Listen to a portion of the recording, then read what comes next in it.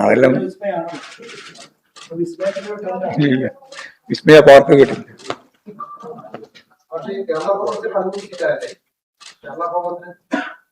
അല്ല, കേരള കോൺഗ്രസും അതുപോലെ എല്ലാവരുമായിട്ടുള്ള ചർച്ച ഏതാണ്ട് പൂർത്തിയായിക്കൊണ്ടിരിക്കുന്ന ഘട്ടത്തിലാണ്.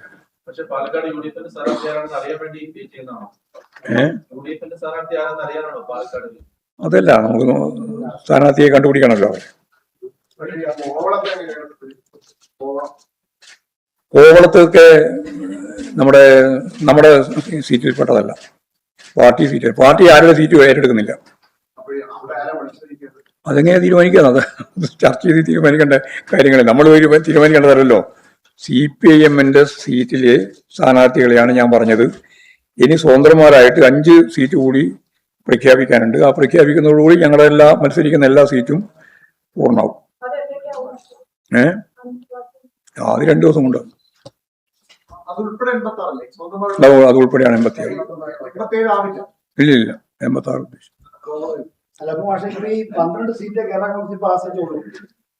ഈ നമ്മുടെ കോവളം മണ്ഡലത്തിലെ ISKDക്ക് ആണെങ്കിൽ പോലും അവിടെ സ്ഥാനാർത്ഥി അവിടെ എന്തെങ്കിലും ഇടപെടലുണ്ടോ? അല്ല, അതൊക്കെ ചർച്ച ചെയ്ത് പൂർത്തിയായിട്ടില്ല. ഇല്ല. അപ്പൊ ഈ തിരുവനന്തപുരം സെന്ററിന്റെ കാര്യത്തിൽ എങ്ങനെയാ? അതിപ്പോ അതിന്റെ കേസ് 16-ാം തീയതിയാണ് അതിന്റെ വിധി. നാളെ കേസ് വരുന്നതനുസരിച്ച് കേസിന്റെ വിധിയും കൂടി നോക്കിയിട്ടാണ് തീരുമാനിക്കുക. അയാൾ സ്വന്തമായിട്ട് തന്നെയാണ് മത്സരിച്ചത്. അല്ലല്ല, ആര് പറഞ്ഞു? അതിപ്പോ അവര് മാത്രമല്ല, നമ്മുടെ സ്വന്തന്മാരായിട്ടുള്ള ആളുകളൊക്കെ എത്രയോ കാലമായിട്ട് നമുക്ക് സ്വതന്ത്രന്മാരെന്ന രീതിയിൽ തന്നെ മത്സരിച്ചുകൊണ്ടിരിക്കുന്നവരാണ്. ചവറയിലോ? അല്ല, സ്വതന്ത്ര ചിഹ്നത്തിൽ. തവനൂര് KT ജലീൽ മുമ്പ് തന്നെ സ്വതന്ത്ര സ്ഥാനാർത്ഥിയായിട്ട് ഞങ്ങൾ മത്സരിച്ചു. അദ്ദേഹം പാർട്ടി മെമ്പർ ഒന്നുണ്ട്. താനൂര് തന്നെയാണ്. താനൂര് തന്നെയാണ് സ്വതന്ത്രനായിരിക്കുന്നത്.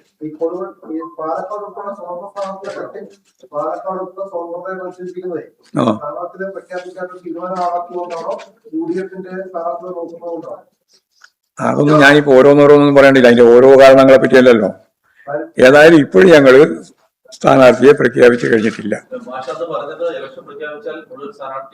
അതെ, അത് തന്നെ അത് ഒഴിച്ചിട്ടേ ഉള്ളു. അതിനെന്തെങ്കിലും കുഴപ്പം? 5 ഒഴിച്ചിട്ട് അത് ഞാൻ പറഞ്ഞല്ലോ. ഞങ്ങളുടെ പാർട്ടി സ്ഥാനാർത്ഥികളെ സംബന്ധിച്ചും ഞങ്ങൾ ഉറപ്പായിട്ട് തീരുമാനിച്ച സ്വതന്ത്രന്മാരുടെ പറ്റി പറഞ്ഞത്. ഇനി സ്വതന്ത്രന്മാരായിട്ട് തന്നെ മത്സരിക്കുന്ന ചിലരെ തീരുമാനിക്കേണ്ടിയുണ്ട്. അത് തീരുമാനിച്ചിട്ട് പറയാം. 2 ദിവസം മാക്സിമം 2 ദിവസം. ഇനി സമയമില്ലല്ലോ സ്ഥാനാർത്ഥികളെ നിശ്ചയിക്കാനും. അതുകൊണ്ട് വലിയ സമയമില്ല. വിഷുവിന് മുമ്പ് തന്നെ ഇലക്ഷൻ നടക്കുകയാണല്ലോ. അപ്പോൾ സ്വാഭാവികമായിട്ടും നമുക്ക് വേഗം തന്നെ കാര്യങ്ങൾ തീരുമാനിച്ച് പോകേണ്ടി വരും. ഏപ്രിൽ 9-ാം തീയതിയാണല്ലോ ഇലക്ഷൻ പ്രഖ്യാപിച്ചത്. പ്രാദേശികമായി ചില എതിർപ്പുകൾ, ഉദാഹരണം മഞ്ചേശ്വരം സ്ഥാനാർത്ഥിയെ സംബന്ധിച്ച് അവിടെ ചില പ്രശ്നങ്ങളൊക്കെ ഉണ്ട്. അപ്പൊ അങ്ങനെ പ്രാദേശികമായ എതിർപ്പുകളെ കണക്കെടുക്കാതെ നമ്മൾ തീരുമാനിച്ചാണ്. അല്ല, മഞ്ചേശ്വരത്ത് എന്താ എതിർപ്പുണ്ട്?